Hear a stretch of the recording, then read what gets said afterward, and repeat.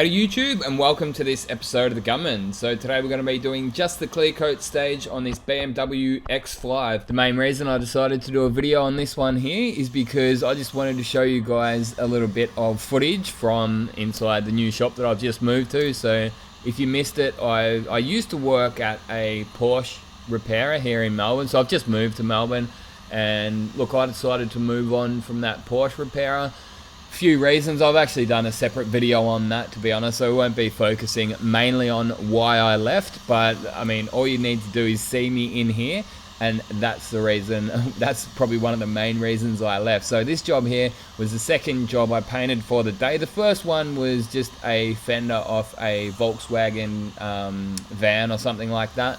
And that got me through till sort of like 11 o'clock, and then I jumped back onto this one here. So I've got a couple of apprentices at this shop, so they prep up some of the panels for me.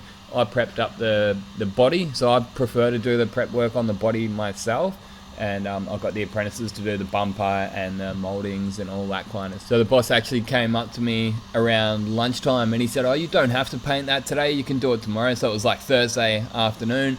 And he's like, "Yep, do it in the morning if you like, just get it all masked up and ready to go." But nope, I just got it all done in the one day. So yeah, using the Enviro-based base coat, I just found a color chip and mixed it and painted it, and obviously blended it everywhere. Well, I mean, there was a little bit down the bottom of the door that we ended up having to put color up to the edge because there was a little bit of a chip there. So we fixed that up, and look, the color was actually quite good. And the clear coat I'm using, I think it was called LVT, but it's 136. That's definitely the numbers. I think it was LVC or LVT. I'm just new to the system, so forgive me for forgetting some of the specific product codes, but I'm sure there's a few people in the comments that will know the exact clear I'm talking about.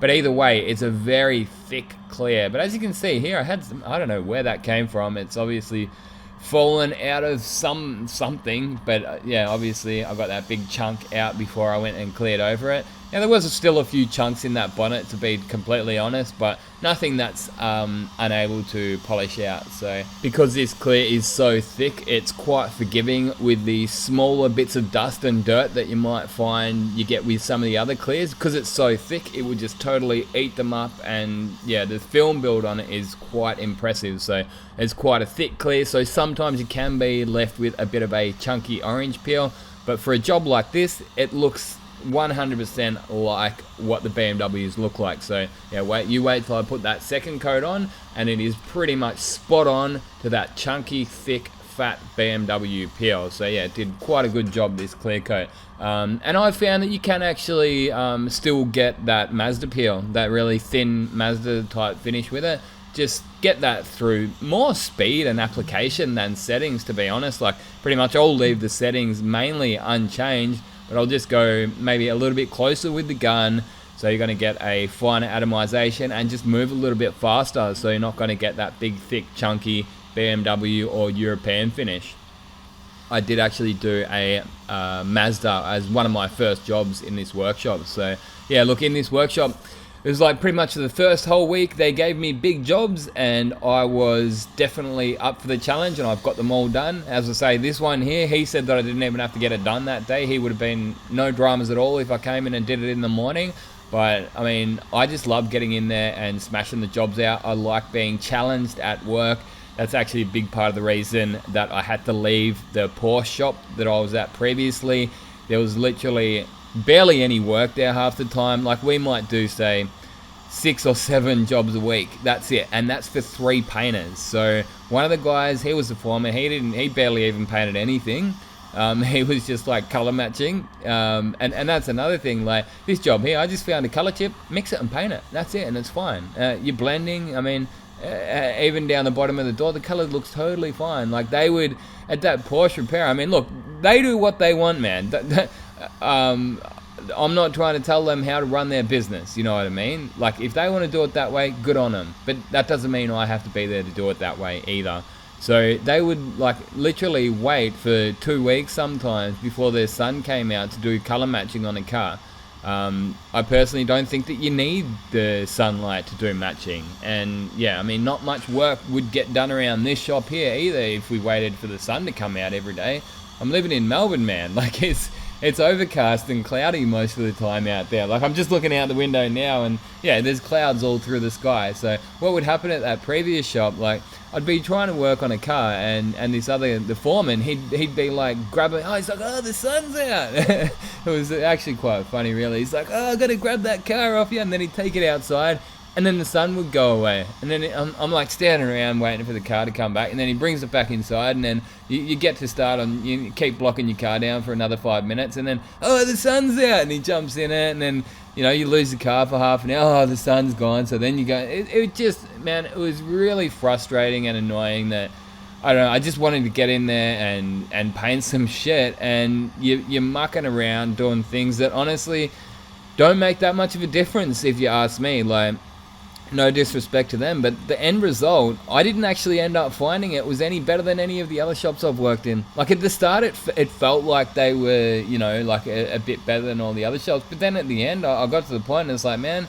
the only real different thing that they do is they get rid of the tiny little specks, things that I've tried taking photos with them, the nibs, like the tiniest little bits of dust up underneath sill panels, things that no one's ever gonna see.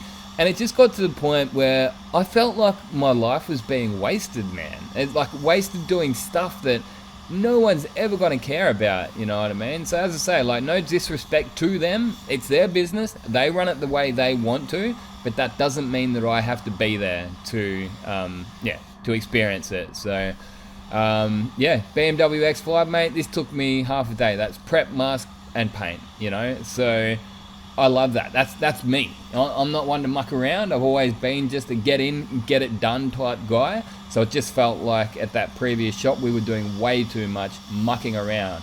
So moving on to the spray gun settings. So it's obviously the Pro Light, the DeVilbiss Pro Light. And for those of you who missed it, they've actually done a rebrand. So these things used to come in a gold gun, and they used to be called the GTI Pro Light. They used to come with 2 fluid tips, so you used to be able to go 1.2, 3, or 4, and you'd get 2 of the 2 choices of fluid tips, but now you only get 1. But apart from that, not much else has changed, if anything, apart from it's blue now and it used to be gold. But the fluid tip I've got here is the 1.3, the air cap is the TE20.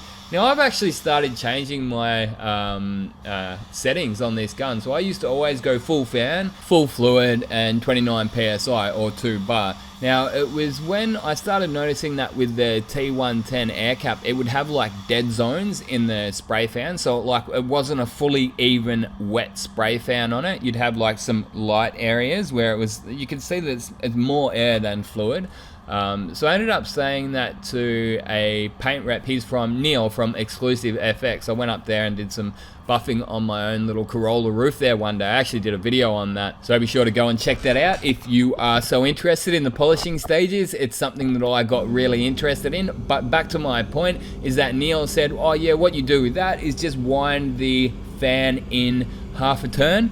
And it turns out he was right. It does even that fan up when you wind it in half a turn. And look, I don't need to do it with the TE20 cap, but I just got used to it with the TE110, and yeah, it doesn't make it spray any worse. So I've just been winding that fan in just half a turn. So you may have noticed after that first coat, there was quite a few rocks in that bonnet. But I really did manage to flow most of them out. Like there's some really big chunkers in there left, but all of those medium to small size ones, mate, they are gone. And that finish is bang on. That is absolutely 100% right to the BMW finish, man. So I'm really happy with how this job came up. It's good to be back in the spray booth on a regular basis, 3 times a day. I feel like my skills and effort are a little bit more appreciated. So at the previous shop, I must say, it felt like my skills were appreciated, not so much my effort. So I felt like it's one of those shops, the previous one, that's probably a little bit more suited to the older type guys, 55 or 50 and up, that are really good at their trade, but they don't mind going a little bit slower. Not me. I love smashing the jobs out like this. But that aside, I thought I'd just do a quick video for you guys. Hope you guys have enjoyed it, and stay tuned for more on the EnviroBase. We'll have to do an EnviroBase video coming up next. Until next time, get out there and paint some shit. Gunman out. I'd like to say a big thanks to everyone for watching, and if you'd like to support the channel further, you're more than welcome to go over and check out some of the merchandise we've got. My personal favourite is those spray suits, so they're a good quality Colad branded spray suit with the Gunman logo on it. There's also hats, drink coolers, hoodies and t-shirts, so be sure to go over and check out the link in the description if you are interested.